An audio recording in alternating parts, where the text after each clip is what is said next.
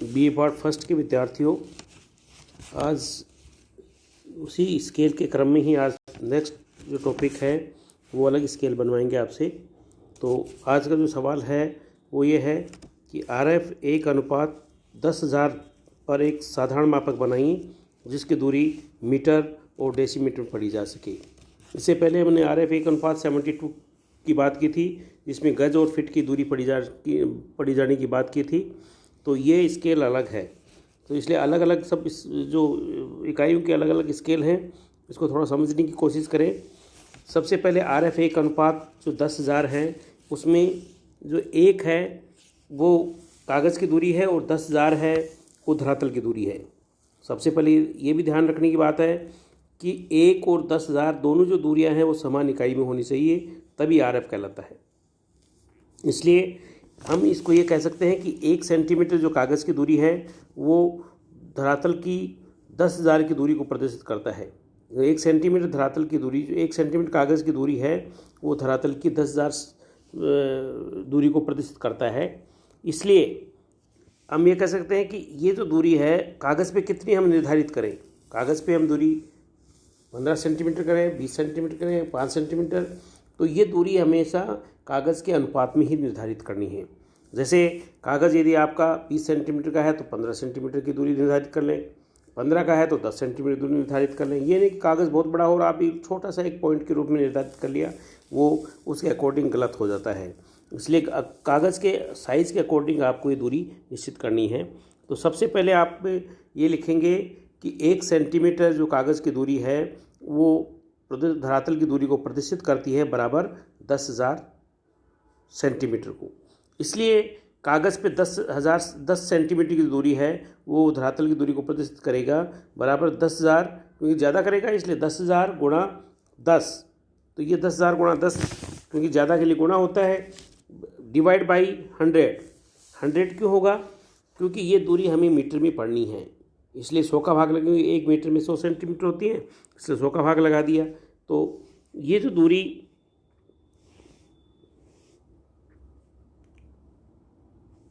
जो 10,000 into 10 divide by 100, तो ये दूरी हमारी, इसको डिवीजन काटेंगे, कटने के बाद ये 1000 मीटर आ जाएगी। तो ये जो 1000 मीटर दूरी है इससे आपको स्केल बनाना है। तो सबसे पहले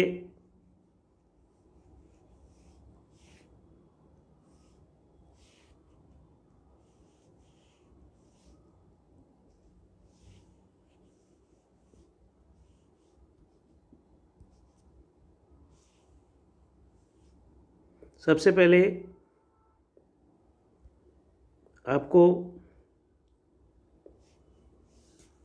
10 सेंटीमीटर की दूरी खींचना है। कागज़ पे जो है 10 सेंटीमीटर की दूरी नाप के खींचना है, ये देखिए।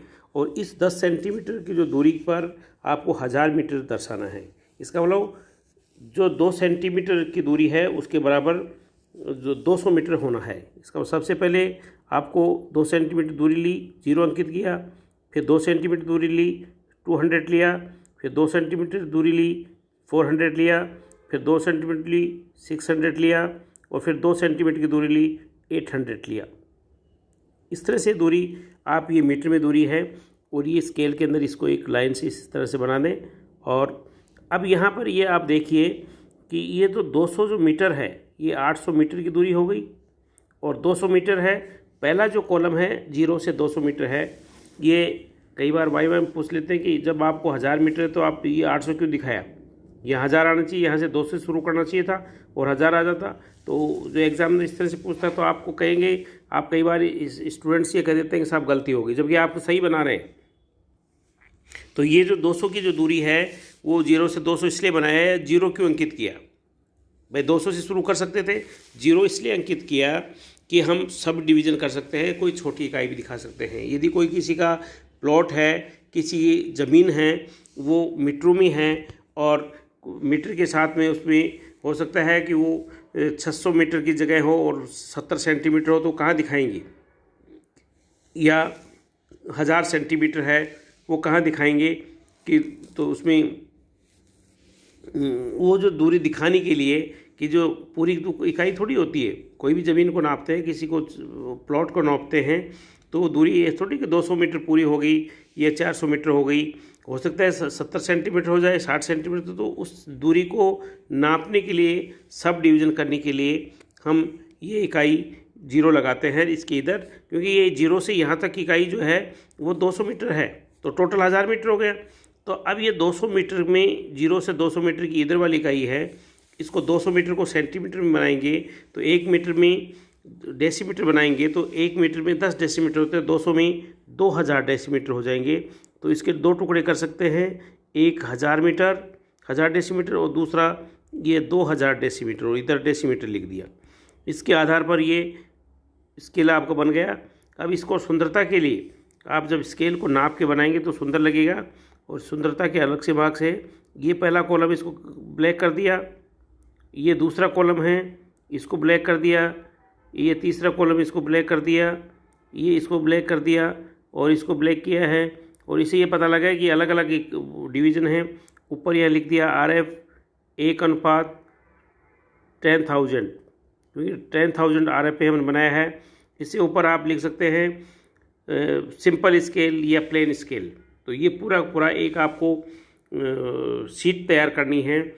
हमने इससे पहले भी 2 शीटें बता दी हैं, तो हर एक प्रोजेक्ट, हर एक स्केल की अलग अलग शीट होंगी, ये आपको बनानी है। एग्ज़ाम में जो शीटों का है शीट बनाएंगे, उसका रिकॉर्ड जिसको कहते हैं, उसके भी 10 मार्क्स है।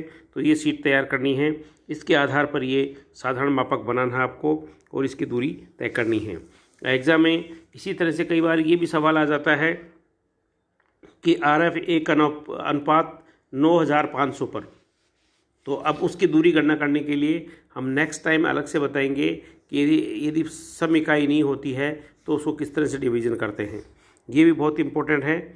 और इसी के क्रम में अभी हमने जब मीटर की दूरी तय कर ली, RF गज की दूरी की है, नेक्स्ट जो टॉपिक होगा उसमें हमारी दूरी होगी किलोमीटर में। हम ये मान लें कि RF 1:1,00,000 पर एक साधारण मापक बनाइए जिसकी दूरी किलोमीटर और हेक्टामीटर में पढ़ी जा सके। इस तरह की दूरी आ सकती है, तो एक ये भी सवाल बन जाता है। इसी प्रकार से एक सवाल ये आ जाता है कि RF 1:63,360 पे एक साधारण मापक बनाएं जिसकी दूरी मील व फरलांग में पढ़ी जा सके। तो ये सब दूरियां जो हैं आपको जब भी क्लियर होंगी जब आप सबसे पहले ये जो दूरियों की जो इकाइयां हैं उनको आपको लर्न करना है कि 1 मील में कितने मील होते हैं, 1 किलोमीटर में कितने, या 1 मील में कितने किलोमीटर होते हैं, 1 मील में कितने इंच होते हैं, 1 गज में कितने फिट होते हैं, 1 गज में कितने सेंटीमीटर होते हैं, और 1 किलोमीटर में कितने मीटर होते हैं, 1 किलोमीटर में कितना हेक्टामीटर होते हैं, 1 किलोमीटर कितना डेकामीटर होते हैं। ये सारी चीज़ें हैं। इसी तरह मीटर गज की है कि 1 गज में कितने फिट होते हैं, 1 गज में कितने इंच होते हैं, 1 गज में कितने सेंटीमीटर होते हैं, 1 इंच में कितने सेंटीमीटर होते हैं। ये अलग अलग इकाइयाँ हैं। जब तक आप इन इकाइयों को लर्न नहीं करेंगे तब तक आपका ये साधारण मापक नहीं आएगा, क्योंकि ये साधारण मापक आपको BA पार्ट फर्स्ट में भी आएगा, सेकेंड ईयर में भी आएगा, थर्ड ईयर में भी आएगा, और ये सर्वे के अंदर काम आएगा। इसलिए सर्वे का काम भी जब भी हो पाएगा, क्योंकि आपके जरीब फीता सर्वेक्षण फर्स्ट ईयर में है, सर्वे का काम जब भी हो पाएगा जब आपको ये साधारण मापक आएगा। साधारण मापक आपको इस डिवीज़न नहीं करना आता है तो आप इसको मुझे बताएं, दोबारा बताएं, आप क्वेरी करें, आंसर पूछें, क्वेश्चन पूछें कि आंसर इसका क्या होगा। तो इस प्रकार ये कोरोना काल के अंदर आपको यदि मोबाइल फ़ोन करके भी आप पूछ सकते हैं कि किस प्रकार से ये दूरियां बांटी जाएंगी। यदि दिक्कत आती है तो इसको हम क्लियर करने की कोशिश करेंगे, और इसमें कोई विसंगति हो तो पुनः उसको हम रिपीट कर सकते हैं। इसलिए लेकिन बशर्त यह है कि इसको बार बार आप इसको देखें, प्रैक्टिस करें, बनाएं और इसको लर्न करें। जितने भी छोटी इकाइयाँ हैं उनको लर्न करें, उसके बाद ही स्केल बन पाएगा। इसलिए अगली बार आपको ध्यान रखना है कि RF 1:63,360 पे एक साधारण मापक बनाई जिसकी दूरी मील और फरलांग में पढ़ी जा सके। ये हम बताएंगे। मील और फरलांग की जो दूरी किस तरह से अंकित की जाती है वो अंकित की जाती है वो हम बताएंगे। तो इसके आधार पर ये आपको तैयार करना है। धन्यवाद।